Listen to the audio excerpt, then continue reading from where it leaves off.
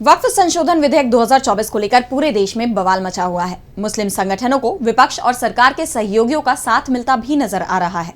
सरकार के अपने ही सहयोगी इस विधेयक से खुश नहीं है।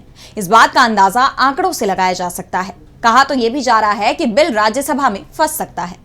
तो क्यों हो रहे हैं ऐसे दावे, जानने के लिए देखिए ये रिपोर्ट। वक्फ संशोधन विधेयक 2024 लोकसभा में पास होने के बाद राज्यसभा में पेश किया गया, लेकिन चर्चा इस बात की भी हो रही है कि भले ही लोकसभा में बिल पास हो गया है, लेकिन इस बिल के समर्थन में जितने वोट पड़े उसने सरकार की चिंता को बढ़ा दिया है। करीब 12 घंटे लंबी बहस और तीखी नोकझोंक के बाद विधेयक के पक्ष में 288 वोट पड़े, जबकि विपक्ष में 232 सांसदों ने मतदान किया, जिससे मोदी सरकार को करारा झटका लगा है, क्योंकि एनडीए के पास कुल 292 सांसद हैं, लेकिन बिल के समर्थन में सिर्फ 288 वोट पड़े। यानी साफ है कि एनडीए में शामिल कई लोग इस बिल से सहमत नहीं हैं, लेकिन जैसे तैसे खींचतान करके सरकार ने इसे लोकसभा से तो पास करवा लिया। अब सभी की नजरें राज्यसभा पर टिकी हैं।